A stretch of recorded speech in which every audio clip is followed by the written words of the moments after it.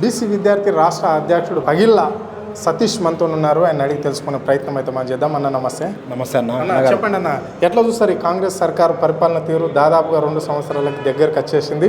అంటే బీసీలకు ఇచ్చిన హామీలన్నీ ఏమైనాయి? విద్యార్థి బీసీ హాస్టల్స్ కావచ్చు, బీసీల విద్యా విధానం ఏ విధంగా ఉంది రాష్ట్రంలో? ఈరోజు కాంగ్రెస్ ప్రభుత్వం వచ్చి 25 నెలలు అవుతుంది. 2 సంవత్సరాల మీద 1 నెల అయింది. కానీ కాంగ్రెస్ ప్రభుత్వం వచ్చిన ముందర ఏమన్నది, మేము కామారెడ్డిలో డిక్లరేషన్ పెడతాం, దాన్ని సంపూర్ణంగా మేము ఎలవేస్తాం. అదేవిధంగా కామారెడ్డిలో డిక్లరేషన్ ఎట్లా ఏర్పాటు చేసారు బీసీల కోసానికి, మా బిడ్డ ముఖ్యమంత్రి కర్ణాటక ముఖ్యమంత్రి సిద్ధరామయ్య గారిని తీసుకొచ్చి బీసీలకు 42% రిజర్వేషన్లు ఇస్తాం. అదేవిధంగా అందులో బీసీలకు 42%లో కూడా మీరు క్లియర్గా అది మీరు డిక్లరేషన్ ఫామ్ చదవండి. 21% ఎంబీసీలకు, 21% బీసీలకు 42%.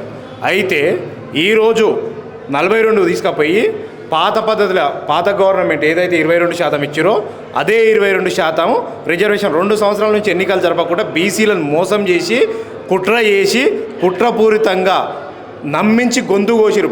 పిట్టను కూడా ఒక పిట్టను తీసుకొచ్చి ఒక వేటగాడు ఏ విధంగా అయితే ఒక కౌన్సు పిట్టను తీసుకొచ్చి ఇత్తులేసి అదేవిధంగా దానికి సంబంధించిన జాతి కోసం కావు అంటే ఏ విధంగా వచ్చి బుట్టలు పడతాయో ఆ విధంగా బీసీలను నమ్మించి బీసీ సంఘాలను నమ్మించి ఒకటేసారి పసక్కున గొంతు కోసిండి ఇవాళ రేవంత్ రెడ్డి.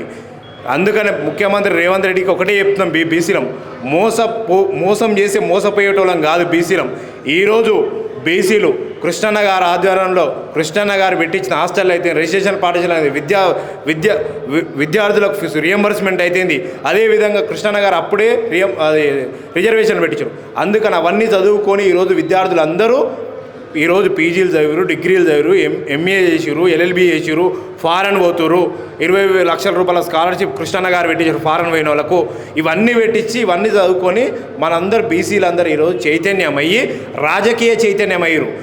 ఇన్ని రోజులు మేము విద్య కోసానికి కొట్లాడినాం, ఇప్పుడు మాకు ముఖ్యమంత్రి సీటు కావాలి, ముఖ్యమంత్రి పీఠం ఎక్కాలి, మేమే మంత్రులం కావాలి. 77 సంవత్సరాలు అవుతుందా ఇంతవరకు బీసీలకు ఒక్కసారి కూడా కనీసం ఒకసారి దళితుల కన్నా ముఖ్యమంత్రి పదవి వచ్చింది. కానీ ఈ ఉమ్మడి ఆంధ్రప్రదేశ్ కానీ తెలంగాణ రాష్ట్రంలో కానీ ఈరోజు బీసీలకు ఇంతవరకు ఆ సీటు దగ్గరకు పోయే స్థితిగతులు కూడా లేకపోయి ఉండే. అందుకని మేము ఒకటే అడుగుతున్నాం, మీరు ముఖ్యమంత్రులు అయ్యారు 77 ఏళ్ళ నుంచి, మీరే మంత్రులు అయ్యారు, మీరే కేంద్ర మంత్రులు అయ్యారు, మీరే ప్రధానమంత్రులు అయ్యారు, మీరే రాష్ట్రపతులు అయ్యారు, మీరే అన్నీ అయ్యారు. కానీ కనీసం బీసీలు, ఎంపీటీసీలు, జెడ్పీటీసీలు, సర్పంచులు, వార్డు మెంబర్లు కూడా కావద్దా అని ఈ ప్రభుత్వాన్ని మేము బరాబర్ అడుగుతాం. మేము ముఖ్యమంత్రిని ఒకటే అడుగుతాం, రేవంత్ అన్న నీకు బీసీలు అందరూ కలిసి ఓట్లు వేస్తేనే కదా నువ్వు ముఖ్యమంత్రి అయినావు. నువ్వు బీసీలకు న్యాయం చేస్తావని నమ్మే కదా నిన్ను ముఖ్యమంత్రి చేసింది. నిన్ను చూసినాక అర్థమవుతుంది ఏంటంటే జనాలకు ఇంతో అంతో కేసీఆర్ బెటర్ గారు అయ్యా, ఎంబీసీ చైర్మన్ వేసిండ్రు, కనీసం బీసీలకు బడ్జెట్ పెడుతుండు, రియంబర్స్మెంట్ ఇచ్చిండు, సంవత్సరం గ్యాప్ పోయినా కానీ ఒక విధంగా ఇచ్చిండు, అదేవిధంగా లోన్లు ఇచ్చిండు అని ఈరోజు బీసీలు అనుకుంటారు. నిన్ను ఏ విధంగా చూస్తున్నారు అంటే కనీసం ఊర్లల్లో నీకు చీపురు కట్టలు అవుతాయో మరి లాస్ట్కు నీకు మరి ఏ దెబ్బలు పడతాయో. కానీ రేవంత్ అన్న నువ్వు ముమ్ముడిగా చెప్తున్నాం, రేవంత్ రెడ్డి అనే వ్యక్తి లెక్క కాకుండా ఒక నమ్మకం ఇచ్చడం వల్లనే ముఖ్యమంత్రి అయ్యిండు. నీ కాంగ్రెస్ ప్రభుత్వం కూడా నీకు ఊగనే ముఖ్యమంత్రి సీటీలే, నిన్ను కాకుండా ఉత్తమ్ కుమార్ రెడ్డిని ముఖ్యమంత్రి చేద్దామనుకోరు.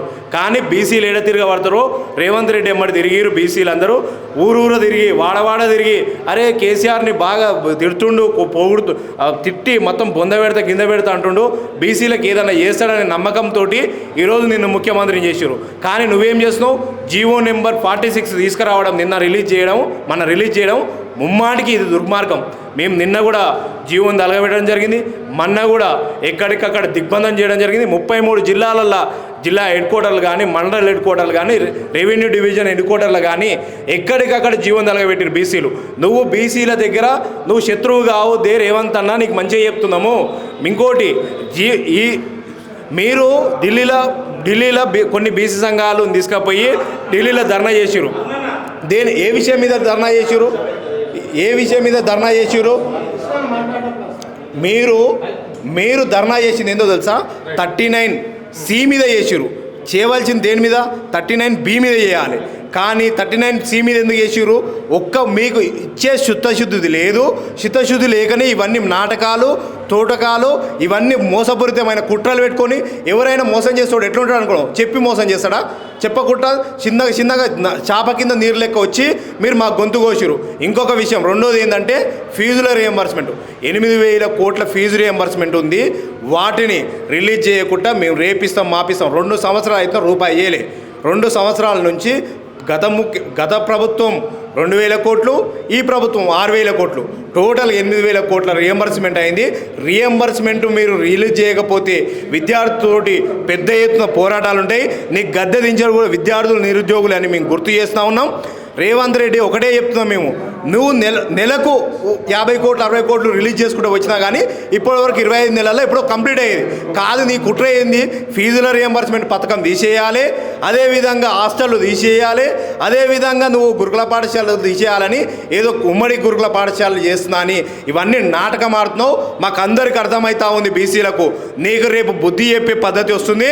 రేవంత్ రెడ్డి ఖబర్దార్, బరాబర్ చెప్తున్నాం మేము. నువ్వు గనక ఫీజుల రియంబర్స్మెంట్ ఇవ్వకపోయినా, జీవో నెంబర్ 46 ఉపసంహరించుకోకపోయినా బీసీల నుంచి, బీసీ విద్యార్థుల నుంచి నీకు ఎక్కడికక్కడ చిమాట్లు గమాట్లు అయ్యి నిన్ను ఎక్కడికక్కడ కొట్టడానికి కూడా సిద్ధంగా ఉన్నారు బీసీ విద్యార్థులని రేవంత్ రెడ్డికి బరాబర్ మేము తెలియజేస్తూ ఉన్నాం.